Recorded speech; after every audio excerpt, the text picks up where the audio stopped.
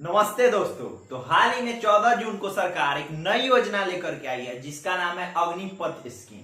और इसे सुनते ही इस पूरे देश के जो भी युवा वर्ग जो कि सेना में जाने की तैयारी करते हैं पूरी तरह से सड़कों पे आकर के प्रोटेस्ट करने लगे और चारों तरफ ट्रेनें जला दी गई, ट्रेनों पे बहुत सारे पत्थर फेंके गए, ट्रेनों में तोड़ फोड़ की गई।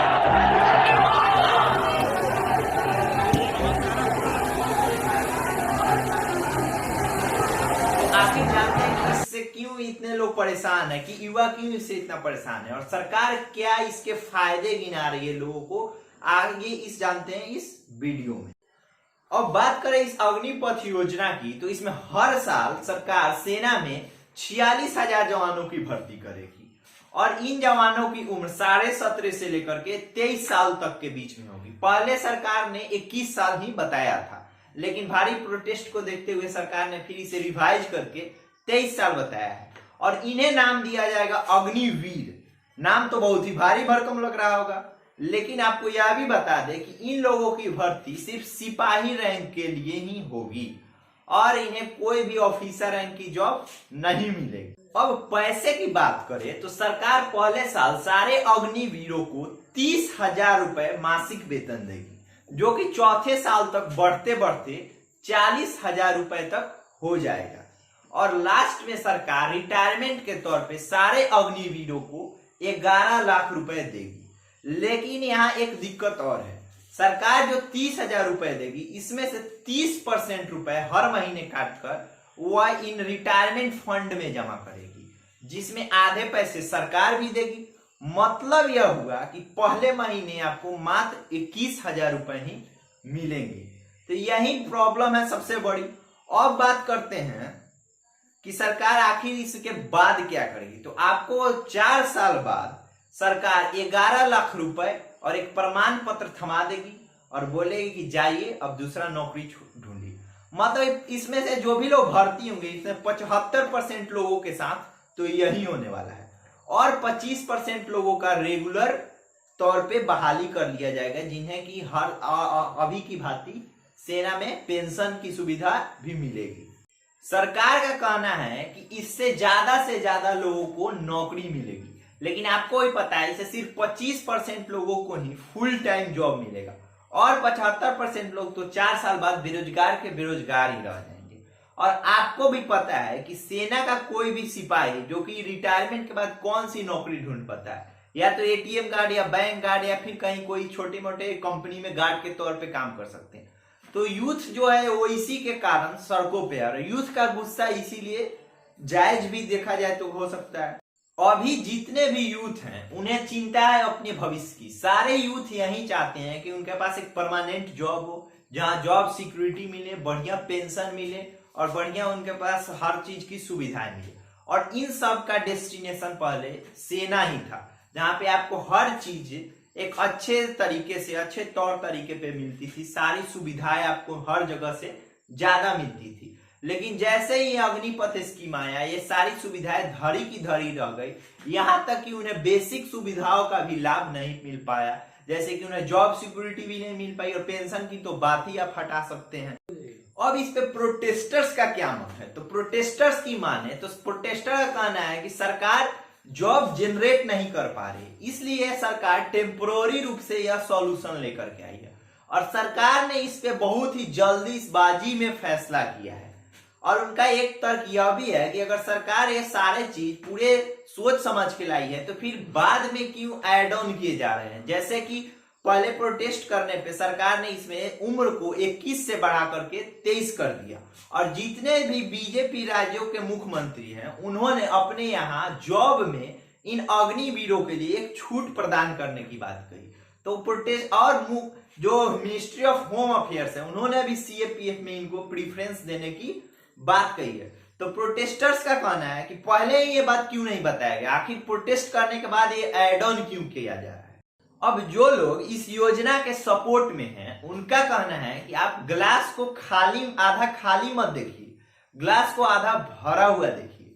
सरकार आपको 4 साल एक बढ़िया नौकरी दे रही है, आपको डिसिप्लिन सिखा रही है, एक बढ़िया महीना भी दे रही है और उसके बाद आपको बहुत सारे स्किल्स भी सेना में सीखने को मिलेंगे। और रिटायरमेंट के वक्त सरकार आपको एक मोटी रकम जो कि 11 लाख रुपए दे रही है, इससे आप आराम से कोई बिजनेस कर सकते हैं या फिर एक नई नौकरी भी ढूंढ सकते हैं। तो बात करें कि सरकार यह योजना क्यों लाई है, तो सरकार ने इस अग्निपथ योजना के 3 फायदे गिनाए हैं, जिसमें पहली फायदा ये गिना है कि सरकार सेना में एवरेज एज जो कि अभी 32 साल है उसे घटा करके कम करना चाहती है और एक युवाओं की फौज बनाना चाहती है। तो इस पे भी तर्क लोगों का यह है कि आखिर ये युवा, इनके पास तो ज्यादा एक्सपीरियंस नहीं होगा, तो इससे भी सेना में प्रॉब्लम आ सकती है। दूसरे फायदे की बात करें तो सरकार इससे सेना बजट में पेंशन के लोड को कम करना चाहती है। एक्सपर्ट्स की माने तो अभी सरकार का सेना बजट 5.25 लाख करोड़ का है, जिसमें से 1.2 लाख करोड़ सिर्फ पेंशन में चले जाते हैं। और एक्सपर्ट्स की माने तो सेना के बजट का 55% रुपया पेंशन और महीने में ही खर्च हो जाता है। तो सरकार इस पैसे को भी बचाना चाहती है। एक जवान जो कि 17 साल की नौकरी करता है और एक अग्निवीर जो कि 4 साल की नौकरी करेगा, इन सभी के पैसे को दे करके सरकार इस एक सेना के जवान पे 11.5 करोड़ रुपए बचाएगी।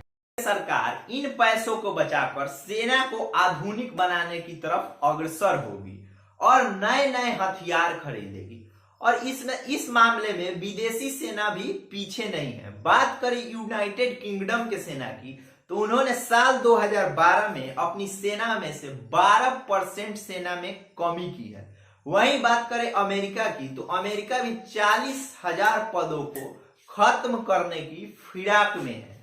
वहीं चाइना भी इसमें पीछे नहीं है। चाइना ने हाल ही में अपने सेना के जवानों में 25 लाख से 23 लाख पे ला दिया और वह धीरे धीरे इसे कम करके 10 लाख के नंबर पे लाने की तैयारी में है। तो लोगों का कहना है कि अगर आपको पैसे बचाना है तो आप काहे नहीं नेताजी लोग का पेंशन बंद कर दे रहे हैं, काहे उन लोग को पेंशन दे रहे हैं। मान लीजिए कोनो नेताजी 5 साल का विधायक बन रहे हैं, चाहे एमपी बन रहे हैं, तो उनको जिंदगी भर पेंशन मिल रहा है। उन लोगों को भी अग्निवीर बनाइए, 5 साल विधायक करे, उसके बाद जाए नया नौकरी खोजे, चाहे फिर 5 साल बाद उनको थोड़ा मोड़ा रिटायरमेंट दे दीजिए, कहिए कि नया बिजनेस खोल।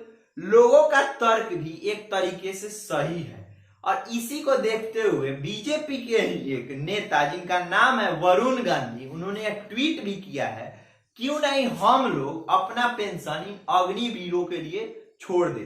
तो लोगों का भी तर्क सही है कि नेताजी लोग को ही पहले अग्निवीर बना दिया जाए, तब सेना के जवान को बनाया जाए। आप खुद कंपेयर कर सकते हैं कि एक नेताजी के काम करने में और एक सेना के जवान के काम करने में कितनी असमानताएं हैं। एक नेताजी जहां एसी हॉल में बैठ के आराम से भाषण दे रहे होते हैं, वहीं एक सेना के जवान हमारा हिमालय के बॉर्डर पे, हिमालय पे चढ़ के ड्यूटी कर रहा होता है। तो फिर नेताजी लोग को ही पहले अग्निवीर बनाया जाए। बात करें जो ये लोग प्रोटेस्ट कर रहे हैं, ये कितना सही है, तो देखिए पब्लिक प्रॉपर्टी को नुकसान करके प्रोटेस्ट करना कहीं से भी सही नहीं है। अगर आपको प्रोटेस्ट ही करना है तो शांतिपूर्ण तरीके से कीजिए। आप लोगों को क्या लग रहा है कि सरकार की जो है आप लोग प्रॉपर्टी को नुकसान कर रहे हैं, जो पब्लिक प्रॉपर्टी को नुकसान कर रहे हैं, सरकार ही अपने घर से पैसा लाके बनवाएगी? जो आप ट्रेन चला रहे हैं सरकार अपने घर से पैसा लाएगी? नहीं, आपसे और हमसे ही वसूला जाएगा। पेट्रोल डीजल हर कुछ पे टैक्स बढ़ा करके हम ही को ये पैसे फिर से देने होंगे। तो इसलिए आप लोग कृपया पब्लिक प्रॉपर्टी को निशाना नहीं बनाए। अगर आपको प्रोटेस्ट ही करना है, सरकार तक अपनी बातें ही पहुंचानी है, तो शांति से भी आप लोग प्रोटेस्ट कर रहे हैं, जैसे कि किसानों ने किया। आखिर सरकार उनकी बात मानी भी। तो इसलिए अगर आपको देश सेवा ही करना है तो ऐसे करके तो आप देश सेवा कर नहीं सकते।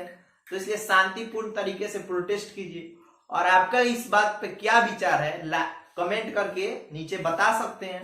ठीक है, फिर मिलते हैं नेक्स्ट वीडियो में। तब तक के लिए जय हिंद। लाइक, सब्सक्राइब और शेयर करते रहिए। धन्यवाद।